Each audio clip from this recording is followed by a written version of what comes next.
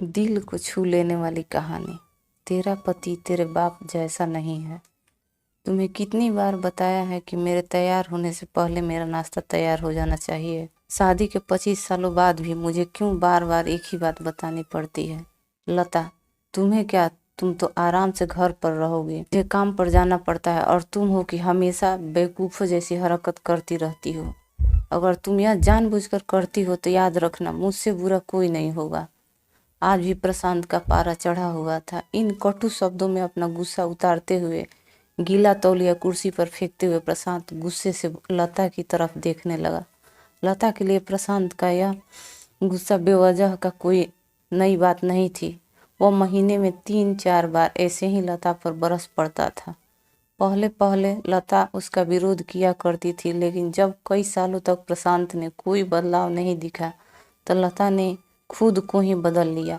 अब प्रशांत के कुछ भी कहने से लता को कोई फर्क नहीं पड़ता था। प्रशांत की हर बात वो चुपचाप नीचे सिर झुकाए सुन लेती।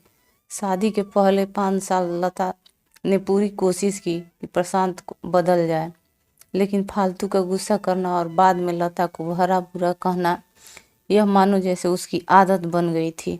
कोई भी वाद विवाद होता तो प्रशांत सीधा लता को बोल देता, अगर मैं तुम्हें अच्छा नहीं लगता तो क्यों नहीं चली जाती अपने मायके, क्यों रहती हो मेरे साथ।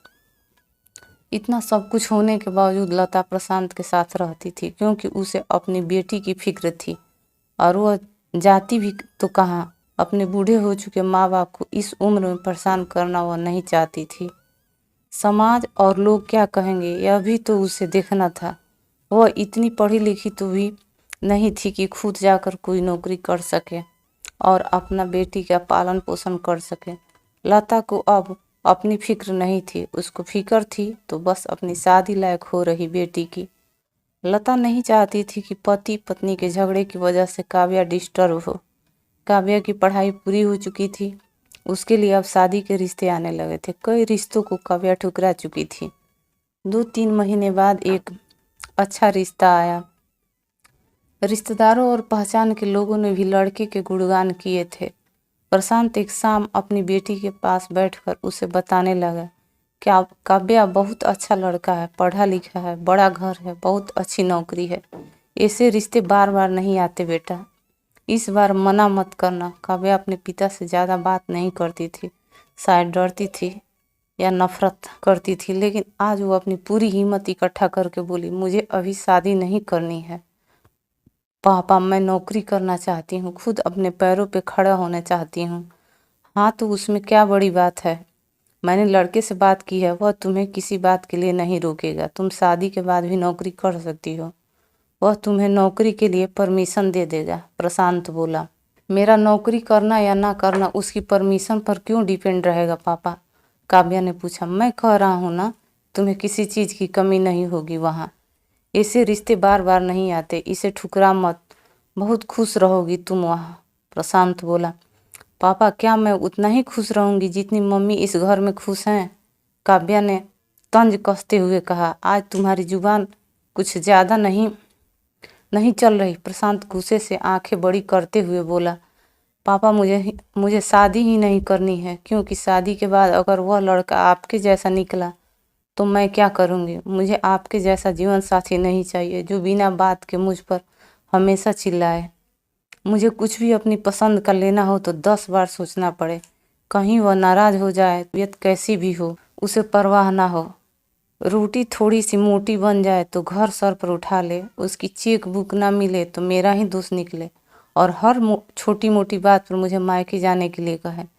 काव्या ने अपना दिल खाली करते हुए पापा से सब कह दिया। प्रशांत का गुस्सा 7वें आसमान पर था, लेकिन उसके मुंह से एक भी शब्द नहीं फूट रहा था। वो काव्या की बातें सुन रहा था। काव्या उतना बोलकर चुप नहीं हुई। आज पहली बार वो अपने पापा के सामने इतना कुछ बोल रही थी। पापा, आपने माँ के साथ हमेशा गलत व्यवहार किया है। आप अपने ऑफिस का गुस्सा बिना सोचे समझे माँ पर उतार देते हैं, इस बात की परवाह नहीं करते कि उन्हें कैसा लगता होगा। आपकी बातें सुनकर माँ ने हम अपना स्वाभिमान खो दिया। प्रशांत आज पहली बार अपने किए बर्ताव को महसूस कर पा रहा था। वो इतना ही बोल पाया, जो तुम्हारे मन में है वो करो। मैं तो इतना बुरा हूँ ना। काव्या ने प्रशांत का हाथ पकड़ा और बोली, पापा मुझे सिर्फ एक सवाल का जवाब दे दो। क्या आप चाहेंगे कि मेरा पति आपके जैसा हो? अगर आपका जवाब हाँ है तो कर दीजिए यह मेरा रिश्ता आज ही, और ना है तो मुझे आत्मनिर्भर बनने दीजिए। प्रशांत कुछ भी ना बोल पाया और वहाँ से चुपचाप बाहर चला गया। आज उसे लता के सामने जाने में शर्म आ रही थी।